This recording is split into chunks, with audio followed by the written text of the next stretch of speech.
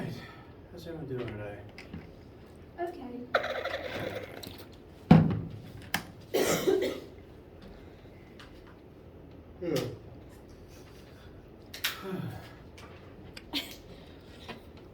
We are having class, but it may be a slow thing.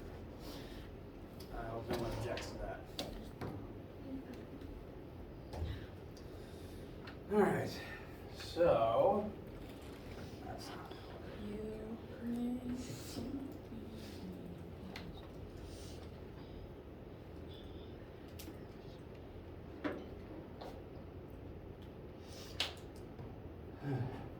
Since you asked about lab as a result of Easter break, I do want to mention something about that real quick. Today is March 27th, so we do have a normal lab this calendar week. Next week, though, the first week of April, Easter break begins Friday the 7th, and we have off through Monday the 10th, meaning that we lose 2 days of this class meeting for that. And additionally, that cuts off the tail end of lab this week and the Monday lab of the next week. Usually, if a week just has a day missing, I'll usually cancel lab that week rather than try and let one group get ahead of the other, because that just does not work. So that would be 2 weeks without lab. Now, functionally, I'm okay with that, but I'm leaning towards the idea of giving one out-of-class take-home lab to cover both weeks. Nothing big, just to make sure that the concepts we were talking about get addressed in some way, shape, or form during those weeks. Especially since, after we get back, I'm planning to have our second test either last week or second to last week of April. The current schedule for events is this week we're going to close out pressure and transition into heat and thermodynamics. We're doing technically 2 chapters of pressure stuff and then technically 2 chapters of heat and thermo, although really it's just 2 sections, one on each thing, functionally speaking, and that's how the homework is partially sorted. So over this week we're going to talk a little bit more about pressure, then over the next 2 weeks heat and thermo, and then a test week, and then 1 more week to study for the exam and talk about some additional concepts that I feel are just useful to include as part of your learning in this course. Yes? Is the next exam technically our final, or do we have another one after that? So on the syllabus there is 2 tests, and then there is separately the 1 final. And the reason I do 2 tests is so that way 1 bad test grade doesn't tank your test average. Because sometimes you just have a bad test day. So I'm planning about 3rd week of April. We'll have another test that week on pressure and heat stuff. The pressure stuff we're covering now, the heat stuff will cover this and next week, the next 2 weeks. And like last time, we'll have in-class time to review for it. The test will be during lab time, as you're used to, so that you have as much time as possible. And just wanted to make you aware of it here a month in advance, so that you know that's coming up. It will be a normal test like the previous one. It'll be factored into your test average, separate from the exam that will happen at the end of the course. Once again, it's so that if there's 2 tests averaged together, that way no 1 grade of any assignment is ever going to ruin your average. So, main things for right now, there is lab this week. The next 2 weeks, we'll have 1 combined take-home lab assignment that you can work on your own, either during the week or over break. And then we'll move into test 2 territory once we're done with heat and thermodynamics. After that test, again, we'll review for the exam, and I'll probably spend a day or 2 talking about how electricity works. It is on the syllabus, and it's important to know, given,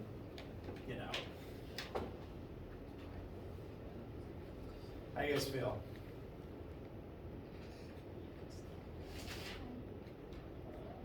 All right.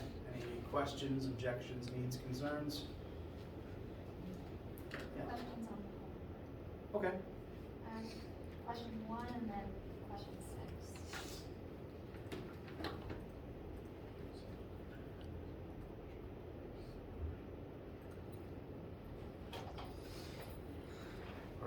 a second while logs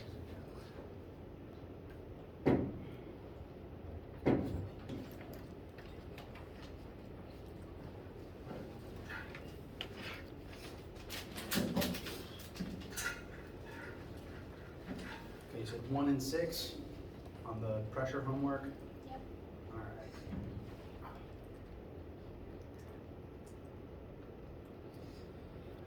All right, so question 1 on the combined chapter 5-6 pressure assignment. Here we have a sample of gas. It may actually change the name of the gas, but what's important is that it is a gas, therefore it is a fluid. Is this not the question? One says because humans grow in a pressurized system, and then it goes along with how many sheets of paper is stacked on the person's back. I loaded the quiz by mistake. I apologize. Okay. I loaded the quiz, so 1 second.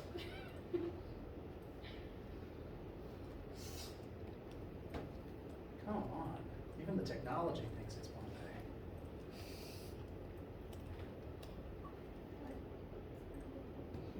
Even the technology is aware and is needing a day off. I'm not even talking correctly. What is words?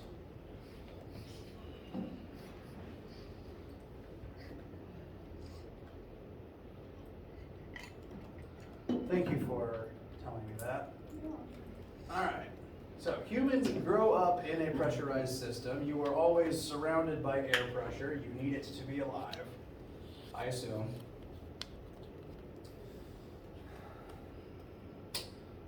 Human bodies develop some pressures pushing out from the inside equal to pressures pushing in from the outside. Consider a person lying on the stomach with sheets of paper stacked on their back.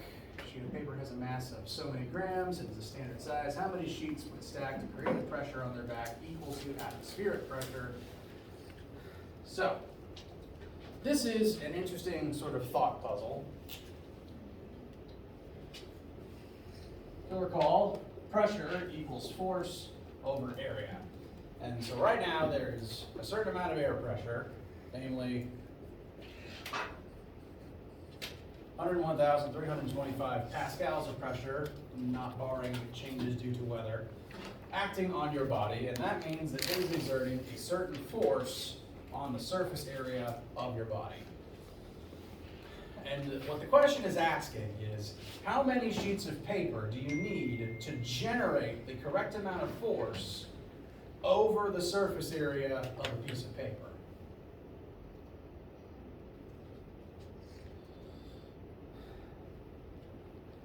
So in terms of what formula to use, this is the definition of pressure. This has all the aspects in it that we need, so this is the formula you would want to use. The pressure in question is atmospheric pressure because it wants to know how much paper generates a pressure equal to the atmospheric pressure. As for the area, it says how many sheets of a standard letter size piece of paper, 8.5 inches by 11 inches. And so that tells you the area of one page, but in inches times inches. So to get that into meters squared, there will have to be either a conversion before you calculate area or after you calculate area. Since Achieve doesn't seem to have this conversion in it. Inches to meters.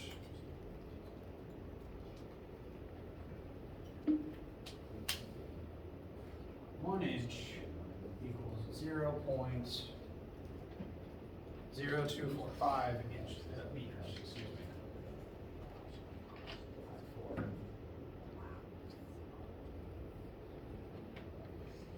So the area in question would be 8.5 times 11, but either before you multiply them, you should convert them into meters, or after you find inches squared, you have to convert inches squared into meters squared.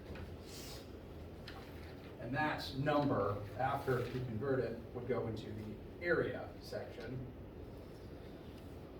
And that would allow you to calculate the needed weight of paper that you would need for this example to work correctly. So whatever that area is, send it over, find force. And that force would be the weight of all that paper. You are told the mass of a single sheet of paper. So F here is the total weight. This could tell you the weight of a single sheet. A single sheet's mass times 9.8. And you use that information to figure out how many sheets of paper is required to generate that much force. Okay. Sound okay for right now? Right now. Okay. You also asked about number 6. Yes.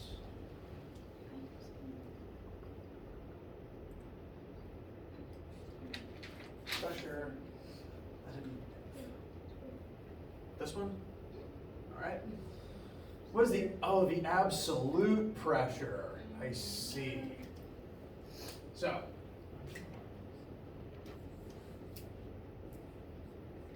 here we have a poorly drawn stick person underwater, and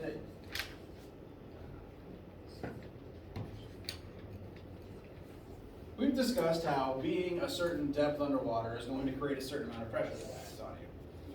So, you're told that depth, it does not actually mention the density of water, so just so that you have the constants needed. The density of water, pretty safe to assume most of the time, 1,000 kilograms per meter cubed. And you can use this formula to figure out the water pressure at that depth.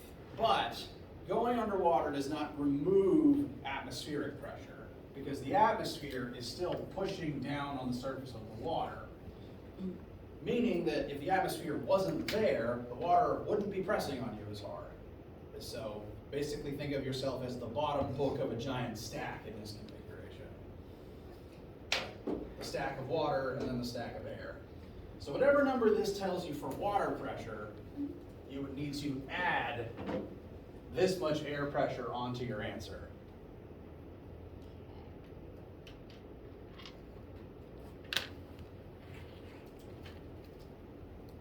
Makes Okay.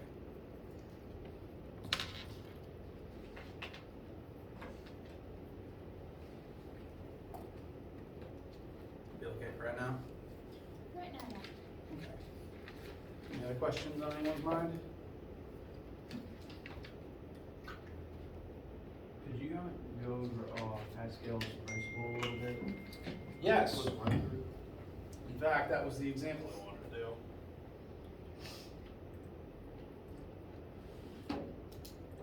So, picking up where we left off in the notes.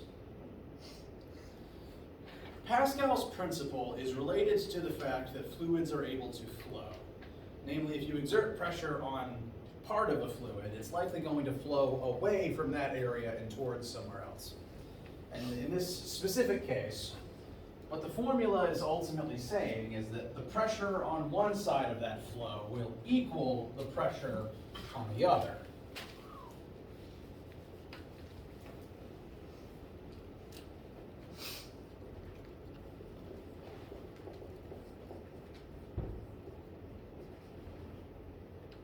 Since force over area is pressure, this says if you exert pressure on one part of a sealed batch of fluid, that pressure is going to transfer through the entire system also over to the other side. Now, to kind of represent what I mean by the other side, rather than just redraw the image, I'm going to give an example and show a better drawn picture.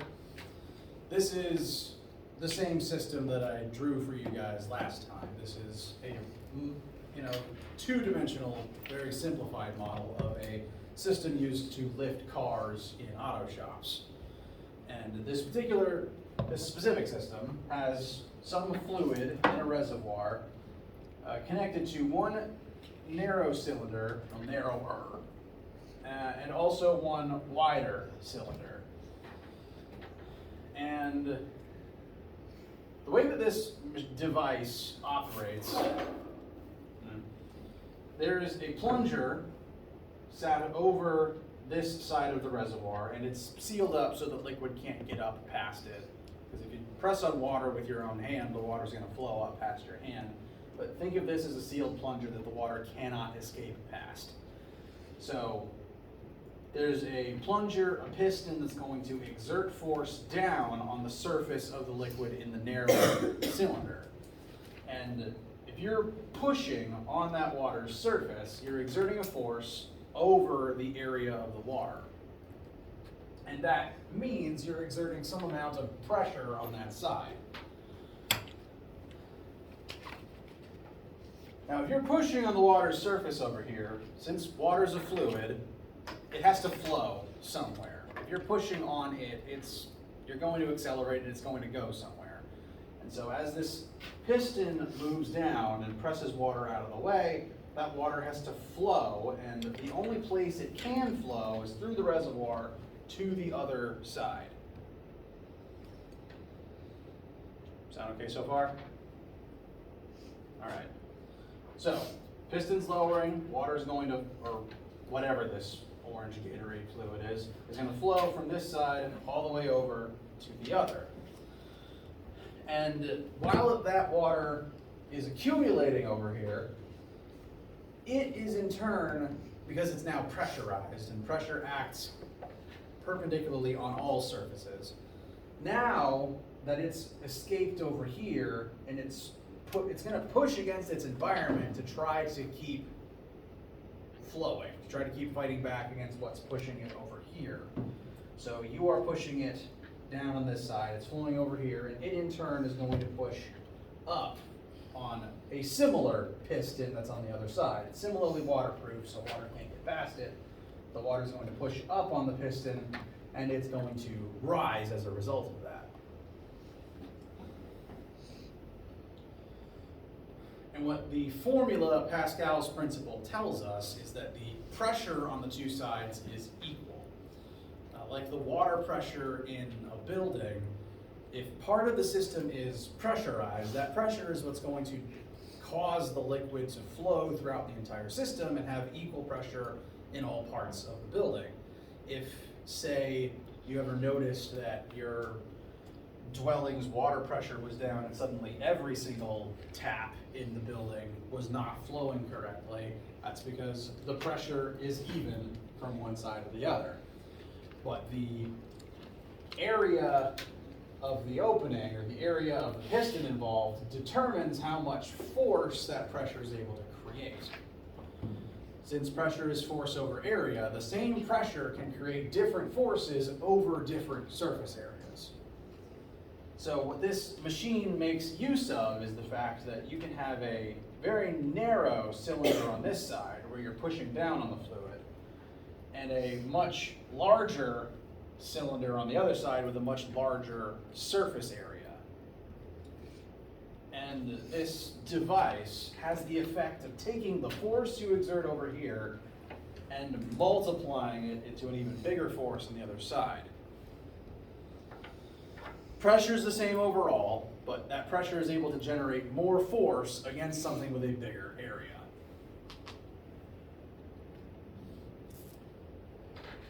How do we feel so far? All right. Now, to kind of briefly demonstrate, we have a sample question on the board. For this particular auto shop, the narrower cylinder of this side of the reservoir has a surface area of 25 centimeters squared. Meanwhile, the other cylinder on the car lifting side has a much larger area of 2 meters squared. I'm envisioning that as a circle. You can envision it as a square if you want to. This is just a 2D cross section. But whether it's a cylinder or a square, it's a lot narrower on this side than on this side. And as a result, the flat part of the piston has a bigger surface area over here. That means that more liquid is able to push up against it at once. And for that reason, that's going to help multiply the forces.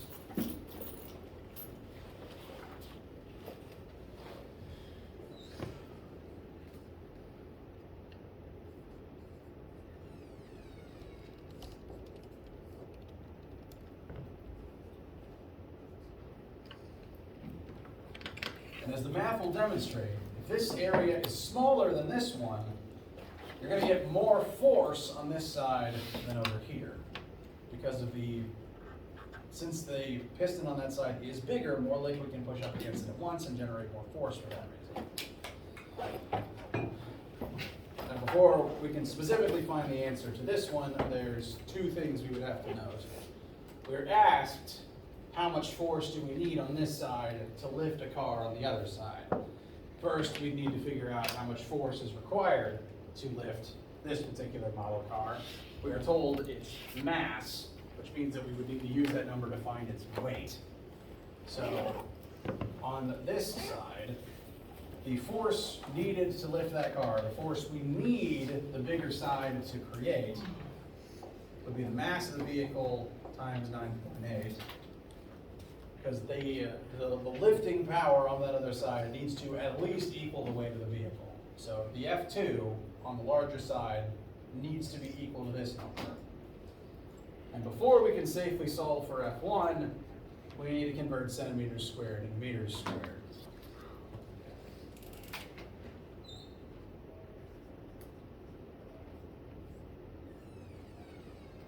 How many meters are in a centimeter? How many centimeters are in a meter? 36.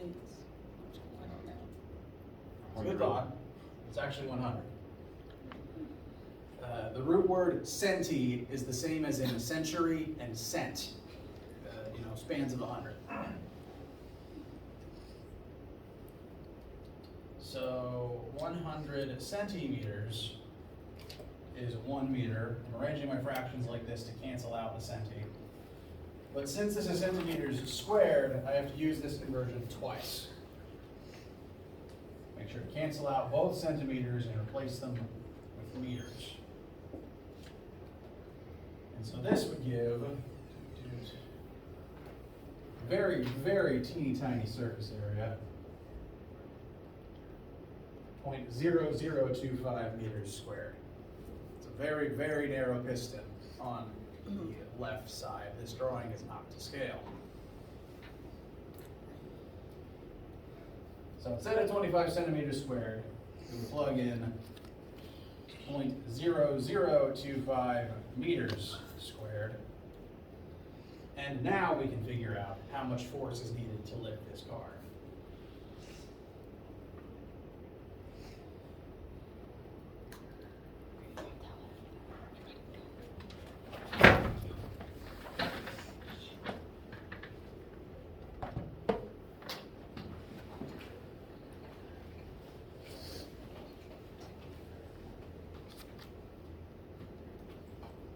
As soon as I find my calculator.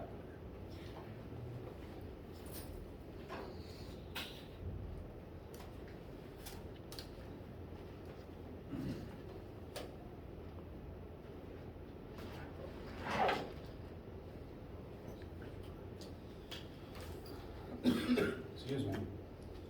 First, I'm going to simplify what the weight of the vehicle is.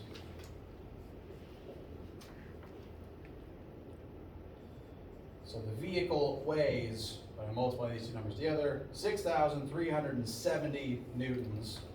That is divided by the 2 meters squared surface area on that side. And to get F1, we're going to have to take the surface area of the smaller side and multiply it over.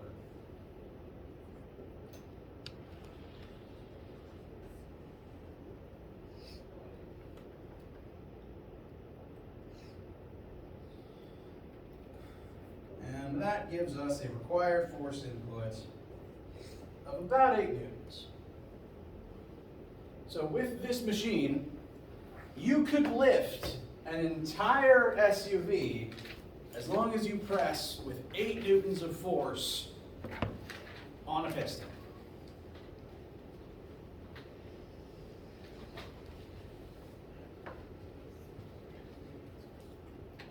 First question, any questions with the math? All right. Second thing, if it feels a little unrealistic that this thing just kind of magically multiplies force, it is a little bit weird, but we've been using this device basically to great effect ever since it was first developed. You can use it to lift heavy objects. You use it in the brake system of your car. For the brake system, basically the brake pedal pushes into this side, and inside your car's wheel well, this side presses the brake pad into the drum of your tire. And it does that with just a series of fluid tubes rather than needing an entire system of electronics just for that. So, you know, in the pre-electronic world, it was the best way to do brakes. There is a catch to this concept. The pressure is the same on both sides, so you do still need to generate the required amount of pressure, meaning you do have to sometimes balance the force and area on both sides so that the pressures are realistic. There's only so much pressure you can generate with a human foot pushing against a brake pedal. And similarly, this does multiply the force, but this formula does not take into account the flow rate of the fluid. Fluid is going to flow very quickly out of the narrow side, and therefore you're probably going to press down very quickly on this side. The fluid's going to exit it very fast. You're going to put the piston all the way down to the bottom of the reservoir relatively quickly. Meanwhile, and say that's 2 meters deep. Say you press down 2 meters. This side may not raise 1 inch as a result of that, because you need the volume of fluid that flows out of this side is what's flowing into the other side. And one very narrow and tall volume of liquid doesn't take up nearly as much height when the area expands. There's a bit of a meme where you can take a very narrow graduated cylinder, fill it all the way to the top, and dump it into a bucket, and in that bucket it looks like a kind of pathetic amount of water. Same concept. This one very narrow tube doesn't fill up the other reservoir very fast.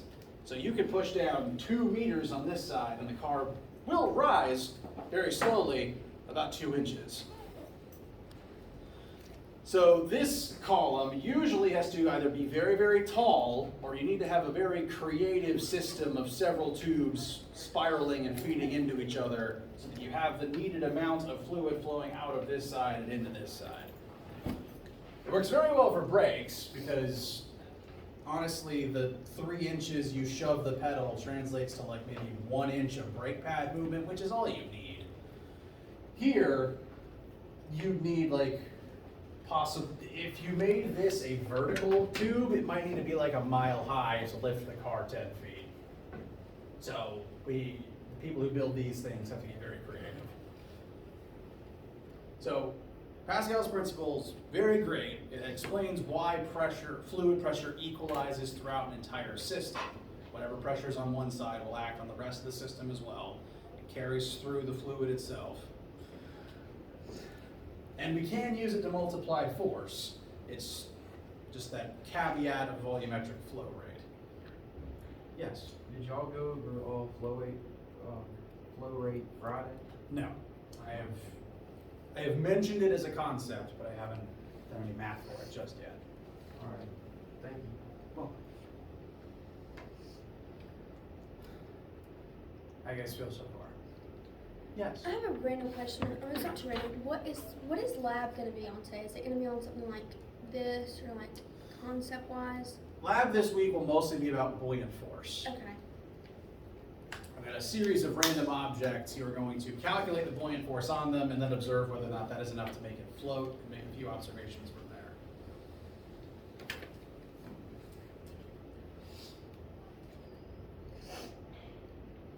And then some sample questions involving, depth, pressure, among other things. I'm not planning on it being a very strenuous lab. And ultimately, it's will this float or not?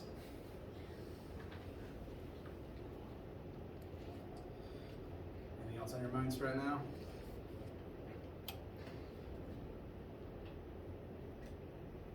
Okay. Now, speaking of flow rate, I do want to talk a bit about that, and at least introduce one of the last pressure formulas you'll ever need for this class.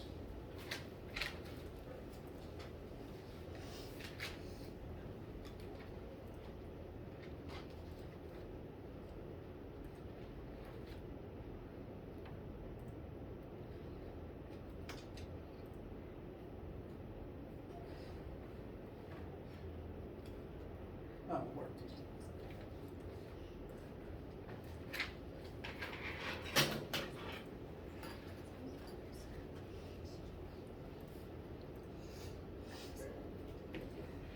So, speaking on flow rate, I would like to give you a small amount of math for that, just to help make sure that makes sense in your notes. To give you I'll leave that here. To give you a real-world example to compare this to, before I get too far into the technical terms, do you remember from at any point in your life, maybe as a child, maybe as not, perhaps you or a family member had a garden hose in your hand, no nozzle on it, just water coming out of the metal end of the hose. It spills out at a decent rate, maybe goes out about a foot before it hits the ground, and perhaps at some point your relative took your thumb, pinched it over the end of the nozzle, and suddenly the water sprays out much farther. Does that sound familiar? All right. This is the math for why that happens. The continuity equation references that the area on either side of a pressure system does not only affect the force involved, it also affects the rate at which fluid flows from one side to the other. This diagram here is similar to the situation I just described. On this end of this pipe, the pipe itself has a certain cross-sectional surface area. That is to say, the area of this circle when you're looking at the end nozzle of the pipe. You take the radius of the pipe, use the area of a circle formula to find the area, and that is the area that the water is able to move through while it's moving through this pipe. And on this end of the pipe, the water is moving at a specific speed. You could call that its flow rate. Now, the other end of this pipe widens out. It has a different cross-sectional surface area, namely a bigger one. And this formula, A1 times V1 equals A2 times V2, puts math and numbers to the observation that when the pipe widens, the flow rate goes down. Meanwhile, in reverse, when the pipe narrows, the flow rate increases. So this end, I would say, is like the normal hose nozzle. And then this end is when you use your finger to cover up part of it. Because in doing that, you're reducing the space that water can come out. It's not going to come out through your thumb. It has to go around it. And there's now less space for it to do that.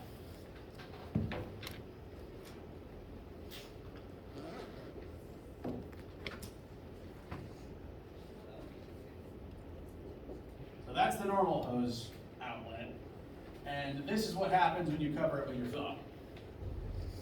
Now, instead of the whole circle, it only has that small crescent moon under your thumb for the water to escape through. So a much reduced area. I'm sure there's a formula for area of a crescent, but I don't have it memorized.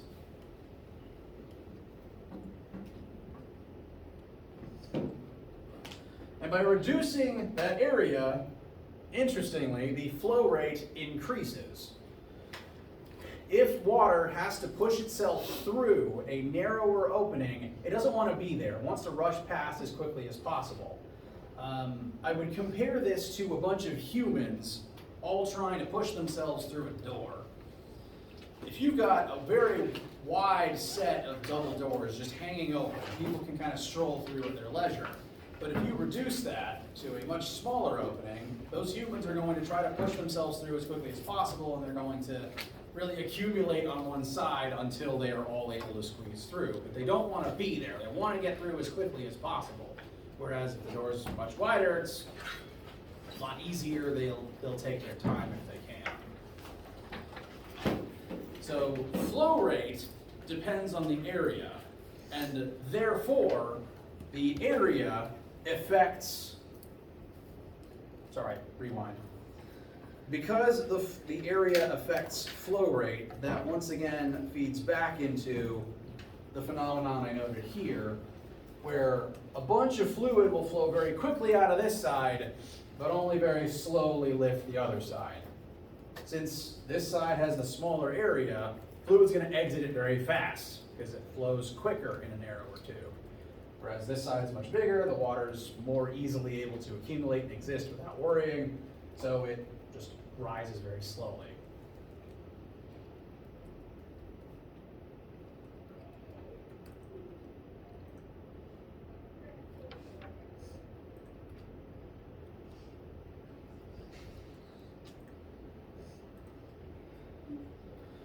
Questions? Thus far, anyway? Yes. So like with the hydraulic press, it needs to be in the liquid needs to be in a narrower space to produce more pressure, right? It's actually the same pressure all the way throughout, interestingly. As long as pressure is being held constant, the flow rate then depends on volume. The area that the liquid has to move through. Because when you, like the hose pinching example, basically, when you cover up part of the hose, the water pressure is actually the same all the way through the system. You just reduce the area that the water has to travel through. The pressure, what's causing the water pressure throughout the whole system is, the water mechanism, the water pump inside your house. And that didn't change when you put your finger over the end. So the pressure is still the same. It's just with the reduced area, that same pressure creates a faster flow rate to try to get all the water through. Really, it's the same volume of water exiting the hose every second. It's the same volume of water exiting the hose every second. It's just with it partially blocked, that same volume has to move faster to get the same amount out every second. So basically, it's still creating the same amount of pressure, it's just increasing the flow rate, which is producing more force for it to travel on the other side, right? Yes, the same pressure can push water through at different speeds depending on the area of the pipe. And regardless of the area of the pipe, it is still the same volume of water, like 2 gallons per minute or something. But if you reduce that area, it flows faster to make sure it's the same volume. Like, the speed of any given water molecule is greater, but it's still the same number of gallons exiting every minute. Now I do have another question. So for pressure, especially that one, where it was, you said pressure is always the same on both sides. Correct. That doesn't change no matter what? Correct. Okay. Same pressure can create variable speeds based on the area. And even though the flow speed may change, it is still the same pressure creates the same flow volume every second. So it's not really pressure, but it's speed of flow? Instantaneous speed of flow, yes. And flow speed is different to like the gallons of water being pumped every second. I promise, we'll elaborate more on this on Wednesday. We'll take time to do some proper examples of this. Questions for right now? All right, let me know if you need anything. There is lab this week. Have a great day. I got a meeting at 3.